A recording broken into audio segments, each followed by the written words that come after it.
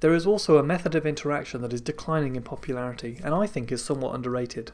Face-to-face. Nothing can understate the benefits of actually interacting with another human. However, there are many elements to real interaction that can be tricky to navigate. The first stage is transitioning. This is where you go from a solitary state to an accompanied one. This can be difficult, especially if you're transitioning suddenly and with minimal preparation, or if you're going from a prolonged period of isolation. This causes difficulty because the connection of your inward perception to your outward behaviour is not yet primed for interaction and can cause you to take inexplicable actions as you adjust. Such conduct can include forgetting how to greet someone and instead saying something like, "Hello, how are you happening today?" Being unable to time your questions and responses correctly so you end up talking at the same time as the other person, then you both stop abruptly to let the other one talk and end up staring blankly at each other. Other side effects include sweating, nervous fidgeting, falling over, vomiting, and loss of consciousness. However, fear not, if you make it through the transitioning stage then things get even worse. The second stage is interacting. This is where the conversation has really begun, and you'll find topics beginning to emerge. For example, the person you're with begins discussing every minute detail of their activities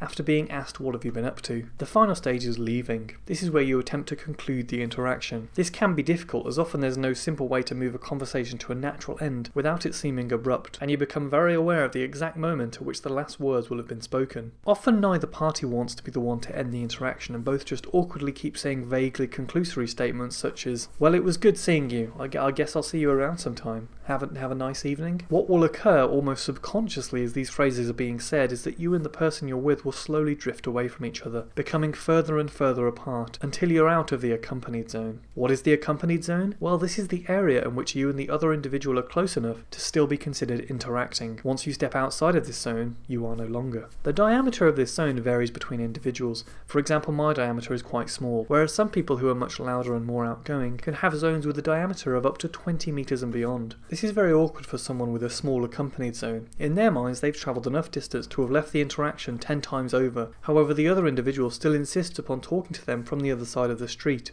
But then you're out of the accompanied zone and into the alone zone, which also comes with some downsides. See you next time.